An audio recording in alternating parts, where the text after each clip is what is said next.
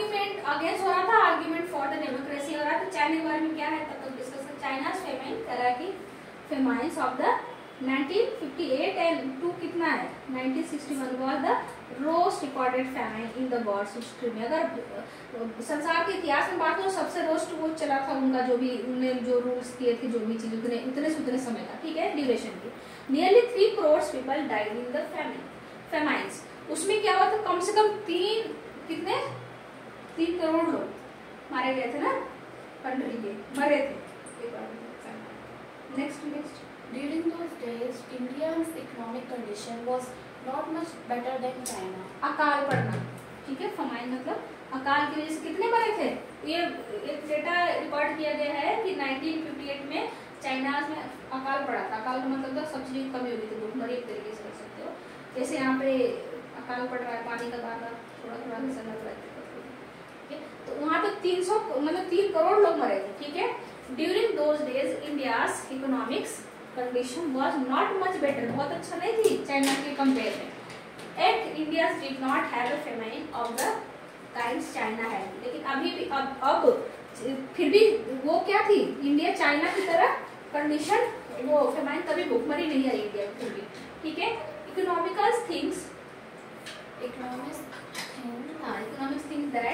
that this was the result of different government policies in the two countries. The existence of democracy in India made the Indian government respond to food scarcity in the way that the Chinese government did not.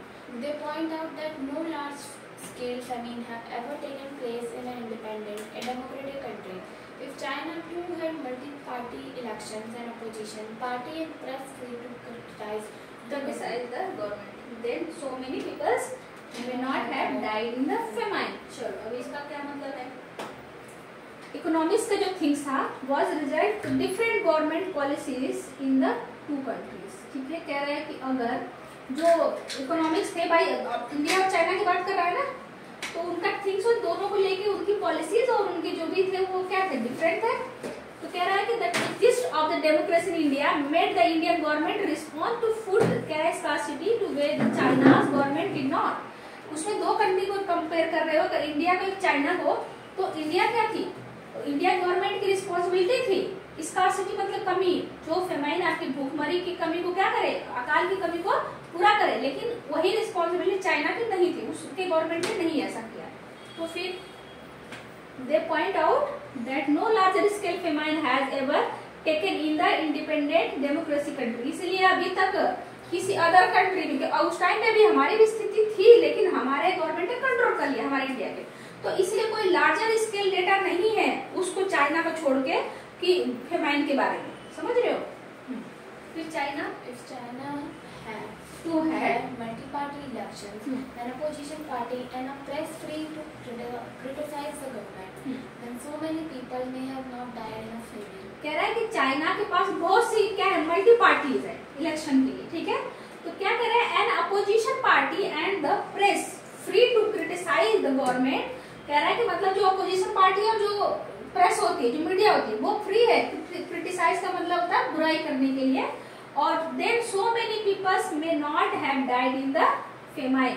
उसमें ये बात कहा गया, तब इसमें ये भी बात कही गई, वो कह रहे थे कि नहीं उसमें बहुत लोग क्या है मरे नहीं है, फेमाइन में बहुत लोग नहीं मरे गए थे वो अकाल में, ऐसी भी बात कर रहे थे। मे नॉट कह रहे हो सकता है कुछ लोग नहीं भी मरे, ऐसी बात कह रहे थे लोग, ठीक है। तो भाई अब चलो देखते हैं आगे। दिस एग्जाम्पल राइट, हाँ this example bring out one of the reasons why democracy is considered the best form of government. Democracy is better than any other form of government in responding to the needs of the people. A non-democratic government may and can respond to the people's need, but it all depends on the wishes of the people who rule. If the ruler don't want to, they don't have to act according to the wishes of the people. A democracy requires that the rulers have to attend to the needs of the people.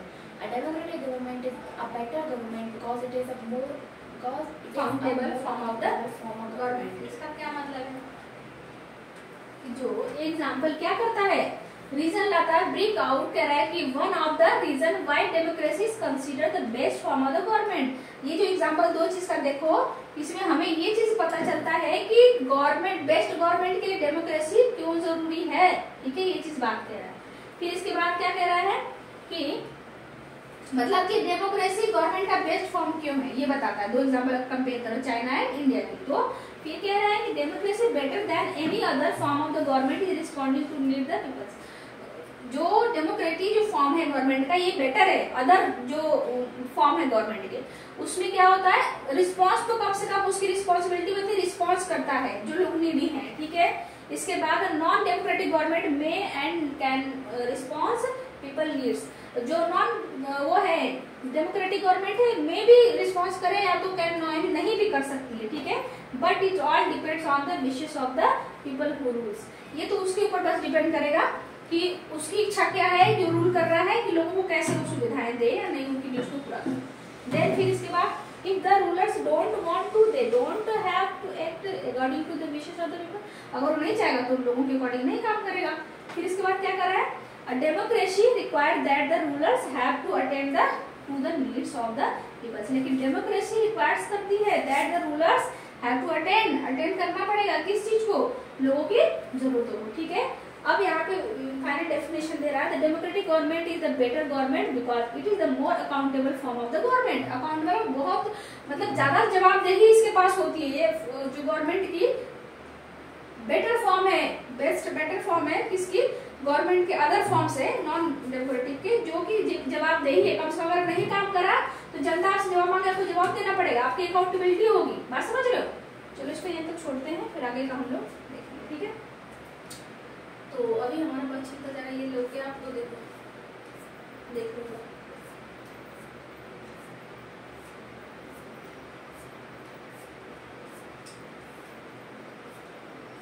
बहुत जल्दी खत्म हो जाएगा, कोई दिक्कत नहीं है।